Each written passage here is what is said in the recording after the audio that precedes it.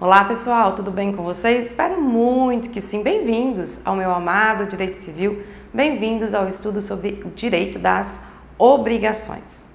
Hoje nós vamos iniciar a fase final das relações obrigacionais, aquela fase que é considerada obrigatória, porque uma vez que a obrigação se forma, ela precisa se extinguir. Há interesse na extinção da obrigação, interesse para o credor e interesse para o devedor. A gente viu que uma das características das relações obrigacionais é que ela é provisória. A obrigação, ela nasce para se extinguir, a obrigação nasce para ser paga. Isso interessa para o devedor, que quer deixar de ser devedor, e interessa também para o credor, que deseja receber a prestação que lhe foi prometida.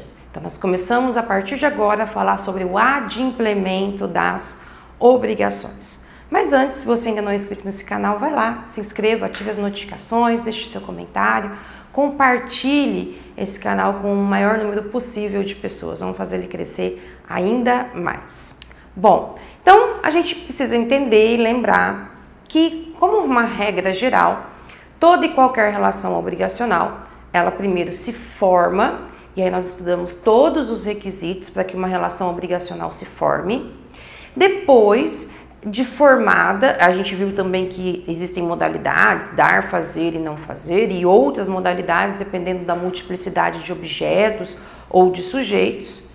Mas vimos que uma vez que ela se forma, ela precisa se extinguir. Nós vimos que essa execução, o cumprimento da obrigação pode acontecer no mesmo instante da formação. Então, quando essa obrigação ela tem execução instantânea, mas ela pode acontecer no futuro, né? Através de um ato no futuro, execução diferida, ou vários atos no futuro, execução de trato sucessivo. O que importa saber é que a obrigação precisa ser cumprida. O cumprimento da obrigação, ou ao cumprimento da obrigação, nós vamos dar o nome de adimplemento, que o Código Civil adotou como pagamento. Então, o pagamento nada mais é do que o cumprimento da obrigação da forma como ela se formou, da forma como foi prevista, da forma como foi convencionada entre credor e devedor. Esse pagamento, ele pode ser um pagamento voluntário, e é isso que o Código Civil entende como adimplemento da obrigação. A gente vai aprender num outro momento que quando não ocorre pagamento, ou seja, quando não ocorre o cumprimento voluntário por parte do devedor, o Código Civil ele traz algumas alternativas ao credor para execução específica da obrigação, ou seja, para forçar o devedor a cumprir a obrigação.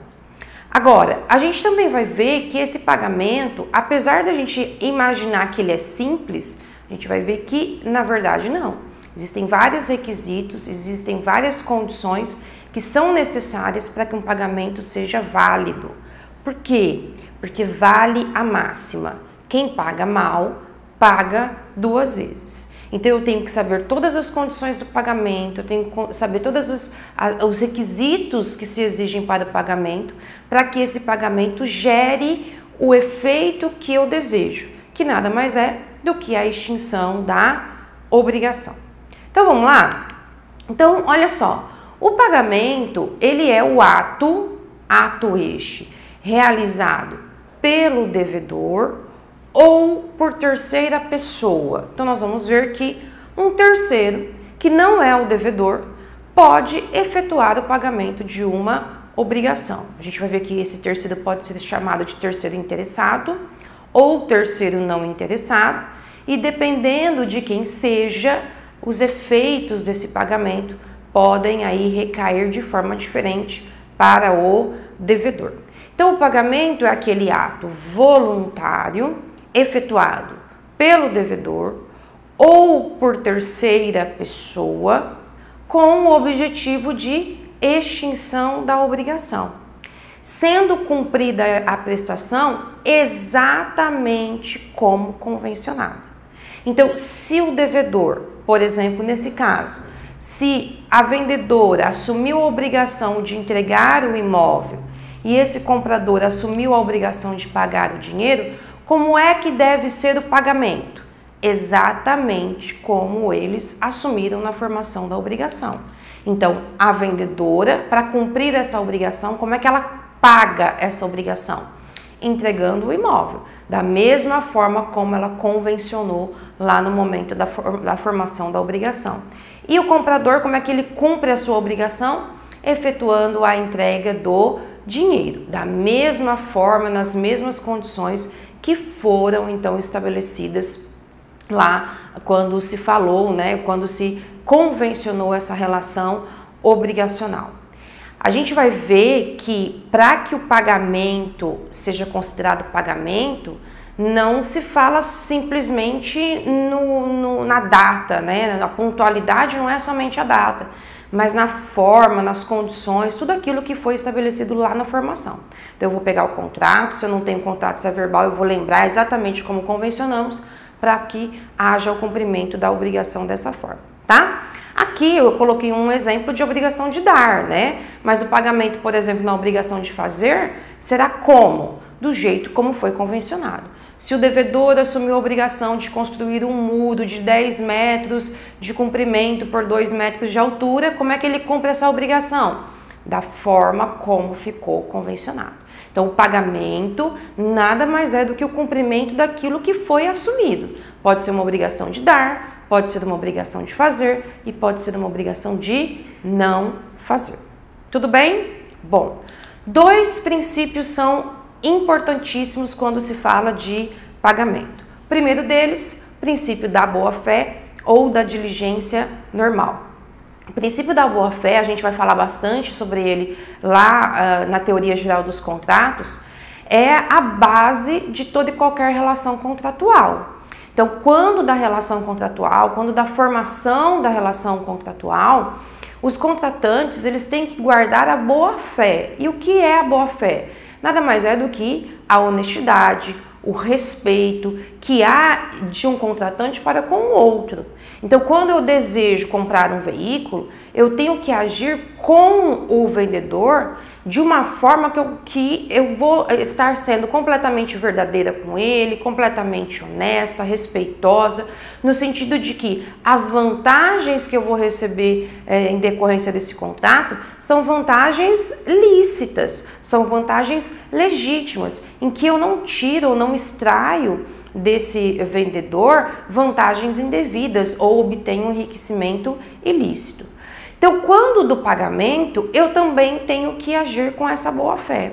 Então, não só no momento da formação da relação obrigacional, porque lá no momento da formação da relação obrigacional, eu já tenho que pensar, olha, eu estou assumindo a obrigação, como eu vou assumir essa obrigação, eu preciso cumpri-la, eu assumo a obrigação de entregar porque eu sei que eu vou entregar, assumo a obrigação de pagar porque eu sei que eu vou conseguir pagar, tudo dentro de uma relação de total respeito com o outro. E no momento do pagamento, isso também tem que acontecer. Eu não posso querer levar vantagem, eu não posso querer me enriquecer ilicitamente, eu não posso querer, por exemplo, desvirtuar, né, o que foi convencionado lá na formação para tentar levar alguma vantagem no momento da execução, no momento do pagamento. Então, tanto no momento da formação, mas principalmente no momento do cumprimento, essa boa-fé, ela precisa estar presente. A boa-fé aqui é a boa-fé objetiva, é aquela que se espera do homem médio, o que se espera daquela pessoa numa condição de relação obrigacional como aquela. E um outro princípio é o da pontualidade. Então, o pagamento, para ele ser eficaz, o pagamento para gerar a extinção da obrigação, ele precisa ser pontual. Quando a gente usa a palavra pontualidade, a gente remete imediatamente ao tempo, né, do pagamento, a data do vencimento. O pagamento pontual é aquele que é pago no dia que ficou convencionado para o seu cumprimento. Não necessariamente. O princípio da pontualidade, ele vai dizer que além do pagamento precisar ser realizado na data, no tempo convencionado, ele tem que ser realizado no lugar convencionado, porque de nada adianta a pessoa cumprir a obrigação no dia 10, porque assumiu essa obrigação, mas entregar os móveis da minha casa lá em uma cidade a 200 quilômetros de onde ficou convencionado. Esse pagamento foi eficaz? Não. Então, o pagamento ele precisa ser efetuado no tempo certo, mas também no lugar certo, também para a pessoa certa, porque se eu pago a uma pessoa que não é a legitimada para receber a prestação, eu paguei mal e posso ser obrigada a pagar 2 vezes. Eu tenho que efetuar o pagamento daquilo que eu realmente me propus a fazer, ou seja, o objeto do pagamento. Então, no caso, quando se fala dessa relação obrigacional, eu tenho que entender que o pagamento, ele é aquele em que ele deverá ser efetuado no lugar, no tempo, no objeto, a pessoa correta, para que eu possa falar em pontualidade. Então, pontualidade é o pagamento que é capaz de gerar a extinção da obrigação. Se ele não é capaz, ou por causa do tempo, ou por causa do lugar, ou por causa dos sujeitos, ele não foi pontual, e se ele não é pontual, vai gerar todas as consequências do inadimplemento. Bom, existem 2 espécies de pagamento, pagamento direto e pagamento indireto. Então, nós vamos ver que o pagamento direto é aquele que é realizado nas mãos ou em face do verdadeiro credor, aquele que vai chegar diretamente nas mãos do credor, aquele que eu procuro o credor e digo, vim efetuar o pagamento da obrigação. Mas existem algumas espécies de pagamento, na verdade 2 delas, em que não há o cumprimento da obrigação como assumida, mas que é capaz de gerar a extinção da obrigação da mesma forma, e nós vamos estudar isso lá na frente. Um dos exemplos é a consignação em pagamento. Eu procuro o credor para efetuar o pagamento, ou eu não encontro, ou ele se recusa indevidamente a receber a prestação. Qual é a minha alternativa?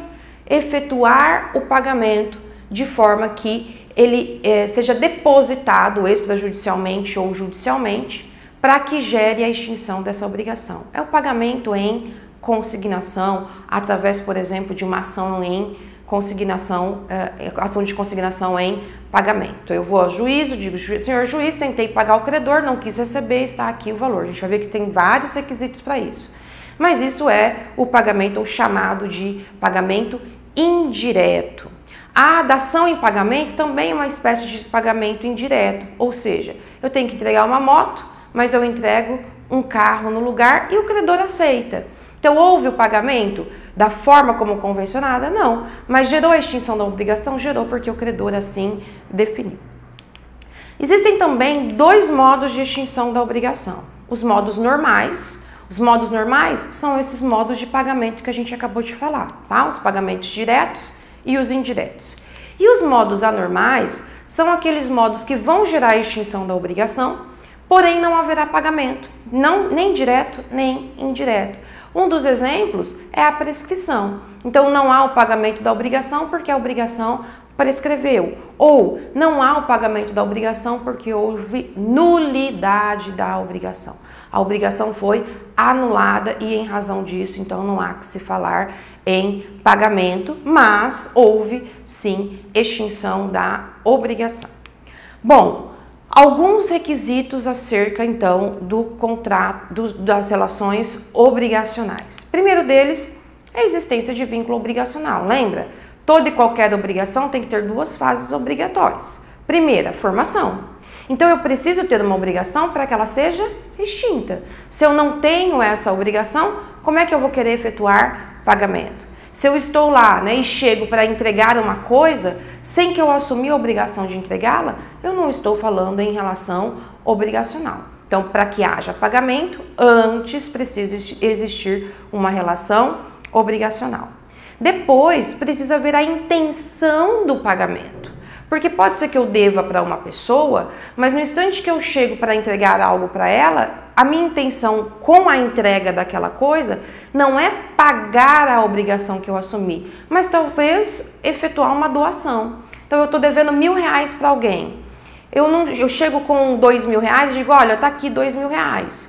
Mas é para pagar os 1.000 ou não? Não, é R$2.000 para uma doação, um presente que eu estou fazendo para você, apesar de você me dever os R$1.000. Então, exige-se uma vontade, ou exige-se aqui, né, uma intenção de que a entrega daquela coisa ou a realização daquele serviço ele esteja diretamente ligado com a intenção, com o objetivo de cumprir, de efetuar o pagamento.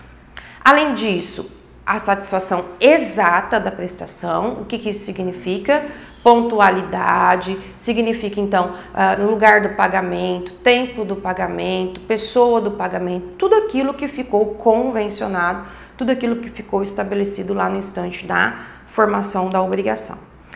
Outro requisito, presença da pessoa que paga. Ah, professor, então o devedor? A gente vai ver que não só o devedor é aquele que efetua o pagamento. A gente vai ver que o pagamento pode ser efetuado pelo devedor, por terceiro interessado e por terceiro não interessado. E de outro lado, eu preciso ter a presença da pessoa que recebe, que em regra é o credor, mas esse credor também pode estar representado e a gente vai entender isso já já. Bom, então quais são as condições do pagamento? Nós temos condições subjetivas do pagamento e temos condições objetivas do pagamento. Condições subjetivas do pagamento, nós vamos estudar de quem deve pagar, ou seja, quem é a pessoa que deve efetuar o pagamento da obrigação. E nós temos do outro lado a pessoa a quem se deve pagar, a quem nós devemos efetuar o pagamento. A gente vai ver que não é tão simples assim, né? Não é simplesmente credor e devedor, e a gente vai falar um pouquinho sobre isso.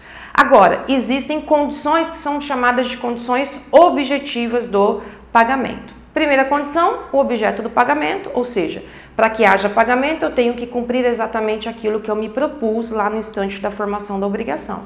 Além disso, para que o pagamento gere extinção da obrigação, eu preciso ter prova desse pagamento. Eu preciso ter a quitação do pagamento.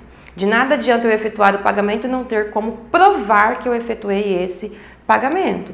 Além disso, o lugar do pagamento, como eu disse para vocês, importa muito aonde esse pagamento ele será realizado e também o tempo do pagamento. Então, pontualidade não é só o tempo. Pontualidade envolve todas as condições, sejam elas subjetivas, sejam elas objetivas. Tudo bem, pessoal? Então, nós temos muito a falar ainda sobre pagamento. Na nossa próxima aula, nós vamos começar a falar sobre as condições subjetivas do pagamento, de quem deve pagar. E eu espero vocês lá. Espero que vocês fiquem bem, fiquem com Deus e até mais.